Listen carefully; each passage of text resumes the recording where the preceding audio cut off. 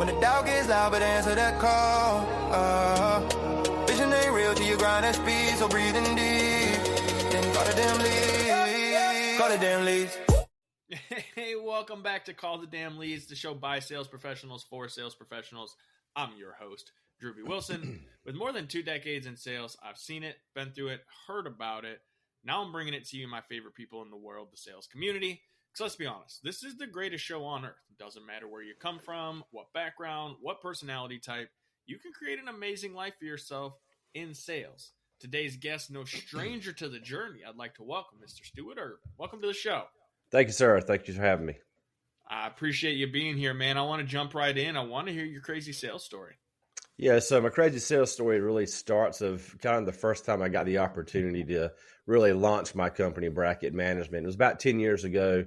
I was working as a W-2 employee, and at that time, my job was to go into companies and help get them turned around. So they wouldn't support us on on-time delivery or any of that stuff, and really was just a lot of times putting our program majorly past due. So it was in that time frame that the owner came to me and said, man, I really like the way you do things. I really like the way you run the business. And unfortunately, I'm in a position where I actually want to sell my business, and my business is in bad shape. So can you tell me how you would kind of help me out? So I go through the normal spiel and kind of say, hey, if it were me, this is what I would do, so on and so forth. And he's like, I love it. He goes, I want to hire you.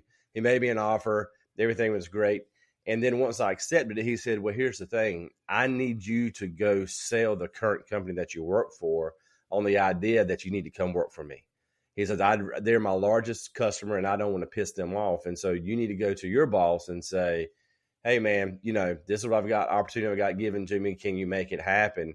And that's what I had to do. So I had to actually go to our director and say, hey, I've been given this opportunity, basically sell them on the idea. Why it would be a better idea for me to be working for the supplier versus the company, and how to get their blessings to make it happen. Obviously they blessed it, and 10 years later I'm still doing the turnaround game. So that was crazy because I had to kind of sell on both sides, right? Internal to where I was currently working and external to where I was trying to go. I love that story, man. I had actually something kind of similar when I was younger. I worked at a tobacco shop, and I was kind of like the young guy. I'd been there maybe 6 months or so, and I was talking to the owner, and I'm like, hey man, I want to start making a couple extra bucks. Like, what do you got for me? And he's like, well, here's the deal. I think you'd make a great manager. If you'll go back and tell the current manager who's been running the shop for 25 years that you're taking over, you can have his job. And I was just like, yeah. What? But I did, and I got his job, and I got my raise. And, I played it in the sense of, listen, man, this is better for both of us because you're getting annoyed. You're tired of doing this.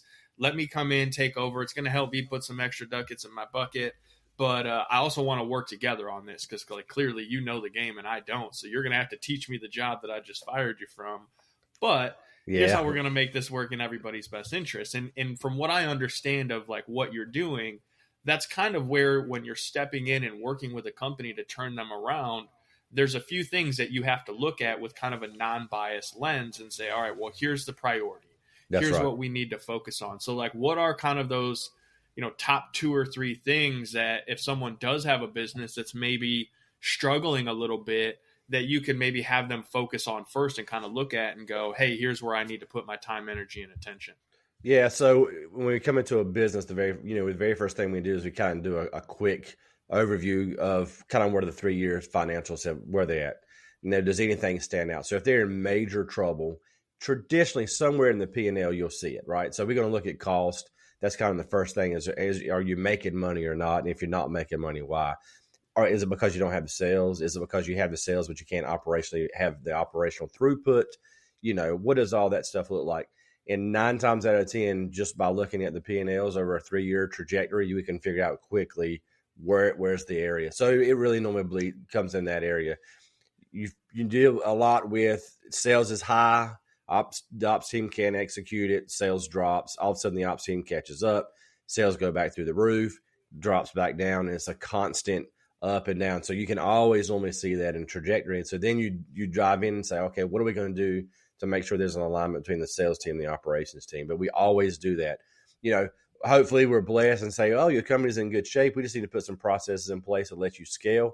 But most of the time, if someone's calling me, they've reached a limit, they've reached a ceiling, or they're just burned out because they're tired of dealing with that up and down, up and down.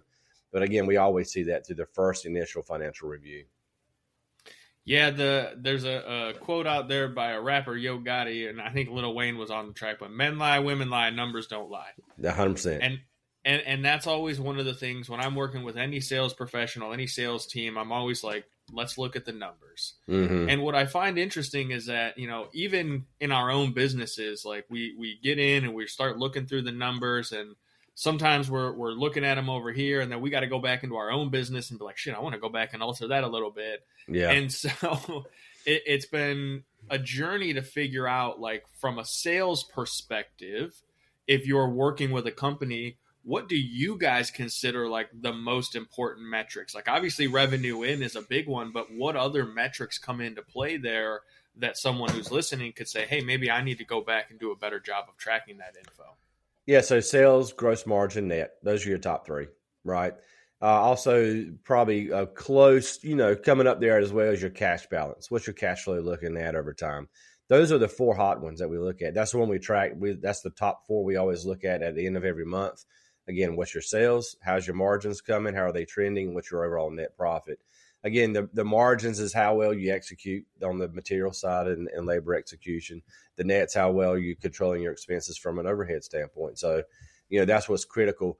The kicker of all this is the cash balance. You have a lot of times where these companies, they catch fire and all of a sudden they're producing twice as much as they've ever produced. They run out of cash. And so that's why we really keep a very tight watch on the cash flow. We're always looking at cash forecasting. And really, again, that's where that alignment of the sales team and the operations team aligns with your finance team.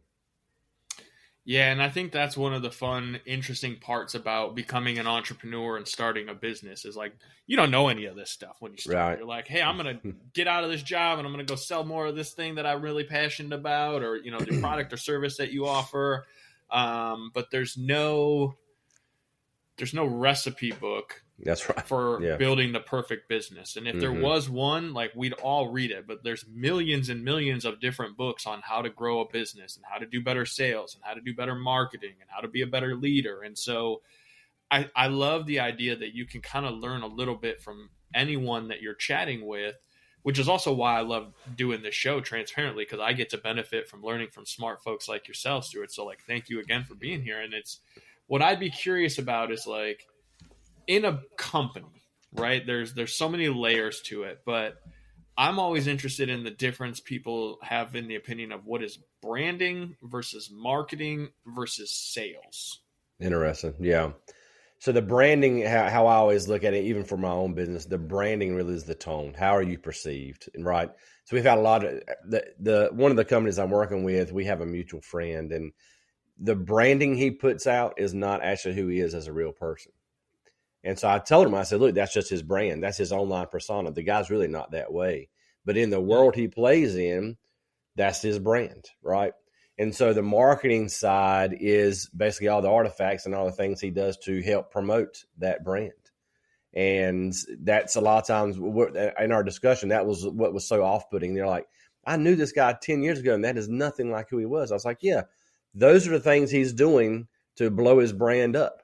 And I said, yes, he is a completely different person, but that is that side of things. And then the sales aspect is once you've got the people on the hook because they bought into your brand, they've, taken on your marketing, then you get into the thing of trying to close them out. Right. And so that one of the dangers that I see when you have a different persona than you really are is you got to be consistent with all that stuff, And so I'm trying to be super consistent. I am who I am all the way through. And if you don't like it, then I probably don't want to deal with you anyhow. But again, sales is the final cherry on top to try to bring it all home.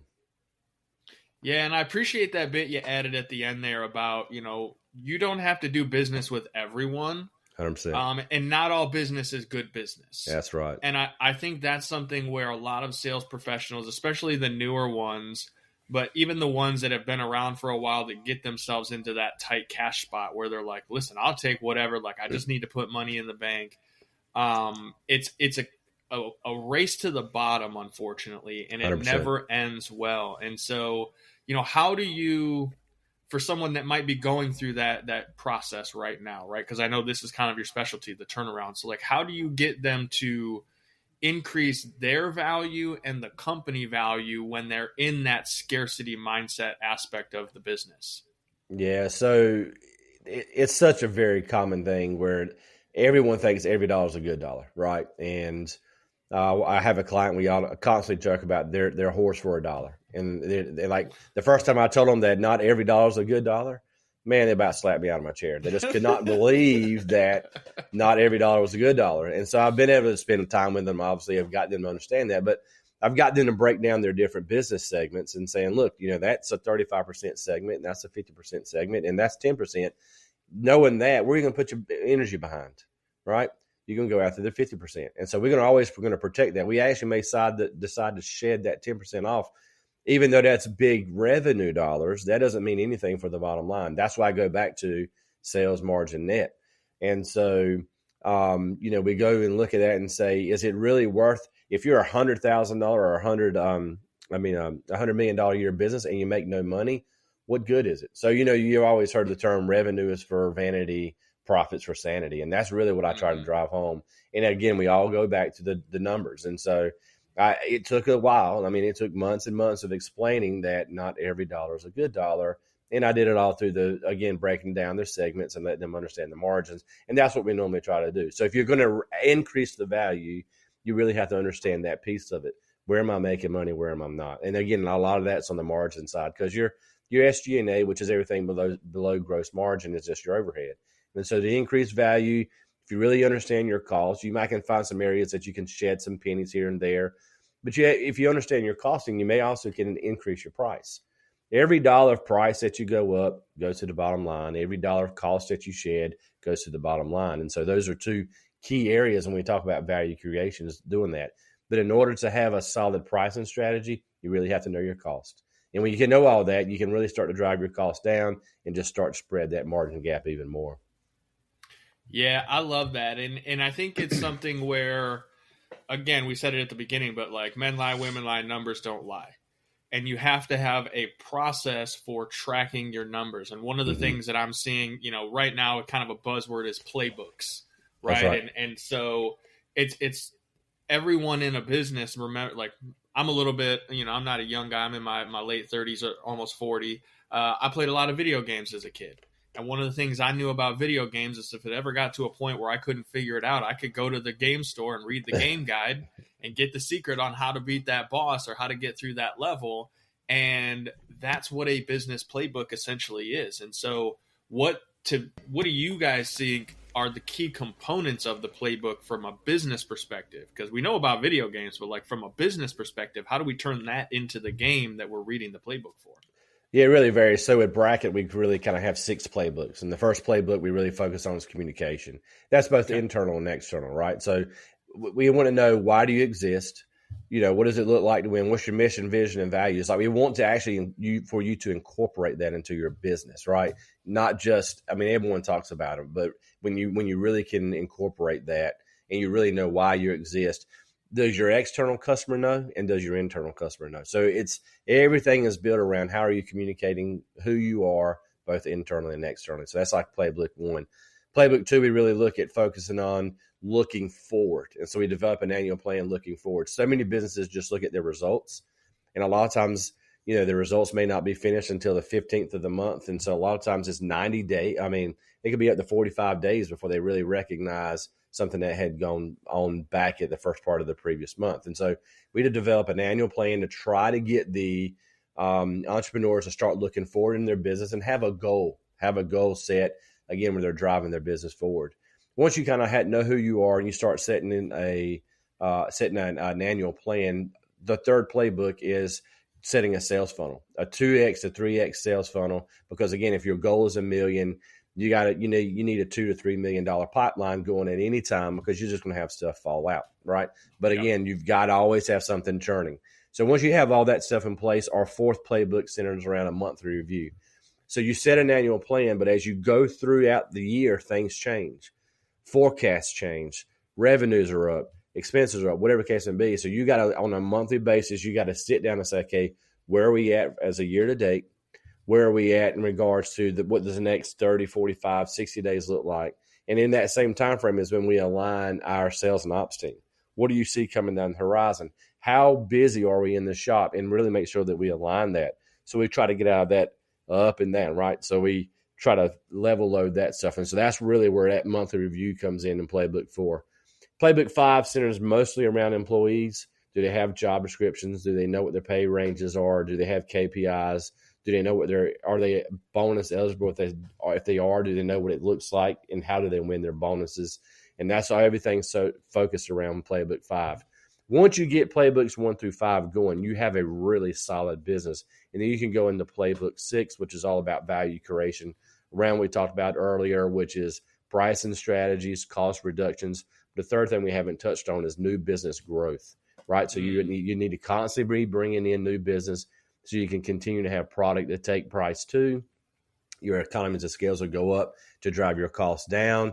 And you're always bringing in, properly diversifying your business. And when you focus on that side of it, your business never really goes stale. The beautiful thing about it is small incremental changes in each one. A little 3% price here, 3% cost reduction there, 4% new business. And you'll start looking, seeing you'll get an 8, 9, 10, 11, 12% year over year increase in your total net income. And again, it's the small incremental changes. Yeah, that's the stuff that most people don't think about, right? They're always looking to go back to the baseball analogy of like the grand slam. Mm-hmm. They want to step up and they just want to smash it. They don't realize that base hits win ball games. And 100%. That's those little changes that you're talking about, and not just making a one small change, but being consistent with it. 100%. Because that is another thing I know sales professionals will do is they'll do something that works and they'll do it a couple of times and then they'll go right back to their old bad habits and doing things the way that they used to do it, which is where I loved what you said about the forward forecasting of, hey, where should I be if I'm actually doing the things that are going to get me the results that I'm tracking and paying attention to?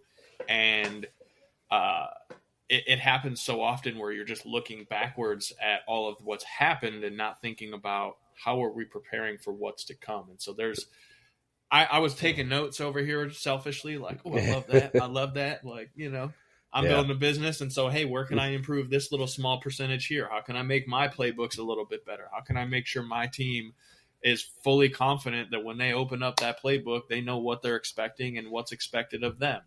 And I think that's where the aspect of leadership within a business starts to become that major shift from sales professional, solopreneur, maybe small business entrepreneur to like actual growing company. And so where do you guys start to see the impact really converting into the leadership mindset versus still kind of running at the small business mindset? Yeah, it's unique in that it varies per person, right? So I've got some entrepreneurs I've worked with, they've hit their ceiling at $1.5 million. I've worked with other guys who hit their ceiling at 80 million and everywhere in between. So it really is centered around the individual business owner. At the end of the day, most of the time, the guys who start the business, they're the subject matter experts in regards to the technical side of what they do. So it really boils down to what kind of natural, as you kind of alluded to earlier, you can read all the books, but what have you been exposed to in your previous life? Some of these guys I work with, they're second generation owners and they don't know anything. So they've only worked inside of their family business and they're taking the reins of a $40 million deal. And they're like, I have no clue. I have no clue what I'm doing, and I get a lot of that. I got 2 clients now that are they're second generation owners. They've never worked anywhere except their family business and they're absolutely lost. And so at some point they hit a ceiling and they go, man, I'm way outside of my comfort zone. Many times they'll hit that ceiling and they ignore it. And all of a sudden they go backwards and then they're like, oh crap, I've lost control. What am I going to do? Right. So those are the 2 times I get the calls the most is I've hit a ceiling. I don't know what to do. I'm way outside of my comfort zone, or man, my profits are just either stalled or going backwards. And I'm kind of freaking out a little bit. I don't want to ruin what's been given to me, So it really varies by each individual person. But at the end of the day, you do have a ceiling, right? As long as it's just you kind of driving the ship and you're doing the best you can do, and you got a ship full of pirates and you're trying to build a navy, that's when all these playbooks come into place, and you got to figure all that stuff out. Tradition is around that 10 million mark. Most time these guys can get to about 10 million and operate with their normal kind of just get it done attitude. But a lot of times I see people in that 10 to 15 million mark is when the business kind of gets a little bit out of control and they got to say, all right, I need to come and start putting some processes and procedures in place, kind of shed off some of those employees that got me here. And that's really hard for a lot of people to say, crap, I realize that you've been with me riding it for 10 years, but unfortunately I got to take it to here. And we've worked with you. We've done everything we can, but you just don't have what it takes to help us get there. And so a lot of times we're trying to find them a spot inside the company, but sometimes they just have to go. And again, all those are very hard pills to swallow. That's why we go back to the first playbook. You always got to keep pointing back to the why. Why? Why do you exist? Why are you doing it? And just keep reminding the business owner of that. Man, that's so true. And I've met so many entrepreneurs and small business owners that get to that point where the hard conversations have to be had. 100%. And the cliche phrase, and I don't know who quoted it, so I apologize. We'll have to find it and add it in there later. But like, what got you here won't get you there. 100%. And when you're operating from a growth mindset, there is 100% a limit on what everyone is capable of. And while we like to believe that anyone can, learn and grow, they still have to implement and actually be willing to do those things. And not everyone is. That's one of the reasons Call the Damn Leads exists, because you'd be surprised how many people know that sales is how they make their money, but they're still like, I don't want to pick up the phone. I don't want to make the calls. And so what I'd be interested in, and I know we're getting close to time, so I don't want to take up too much of yours, but like, what's one thing a small business owner can go and do right now today to start getting their team more in alignment so that they can start righting the ship? Yeah, that's a good one. So the one thing we do, the very first thing they kind of have to do internally is they got to do a check in regards to do they really want to grow? So we do our discovery calls. That's what we try to vet out. Is there a values alignment? Do you really want to do what it's going to take to do, right? Or do you want to keep this as a lifestyle business? And so if you really, really do say, hey, I think I have the call, I do want to grow this, you really have to kind of get your why in place. And I know it sounds all lovey-dovey, but I've worked with enough businesses now to see those individuals who have a why that is beyond their walls can tend to drive and get people behind them and really drive forward as things get difficult. The companies that really don't have a why beyond their walls, a lot of times you'll find that they'll either sell, they'll close, or they'll just struggle along their way. But when there's a reason that's bigger than the company, you really can get people to rally behind you and drive your business forward, even when it gets difficult. So a lot of times I say, you've got to sit down and you got to know your why. If you don't have a why, you better figure out pretty quickly, because that's going to be a part of your driving force going forward as you rally the troops to really make the changes needed to drive this business forward and to grow it. Man, I love that answer. And, I'm sure we could sit and nerd out on this conversation for several hours because I'm enjoying what you're bringing to the table, but I want to be respectful of your time. How do we come find you, follow you, check out more of your content? I'm sure there's someone hearing this right now that's like, I got to talk to this guy. So how do we come check out more of your stuff? So I'm primarily on LinkedIn, Stewart Ervin. You can just check me out there.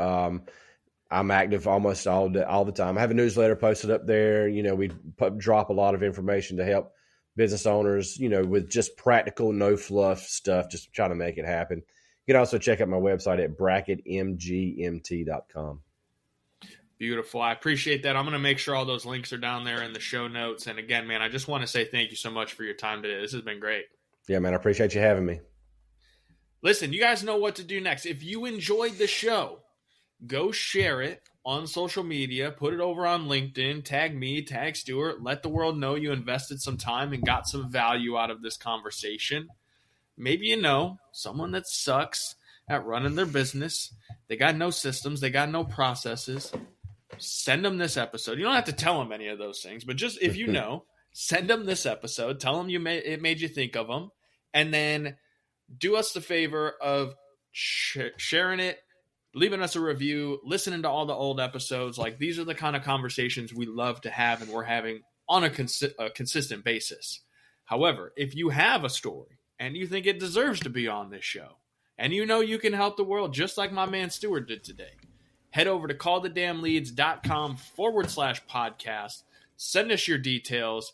Let's get you booked in here. Then go grab some stuff, a hat, keychain, wristband, something from the store to let them know that you love Call the Damn Leads. And from here, you know what to do. Get on the phones, call the damn leads. We'll see you next time. When the doubt gets loud, but answer that call. Vision ain't real till you grind at speed, so breathing deep. Then call the damn leads. Call the damn leads.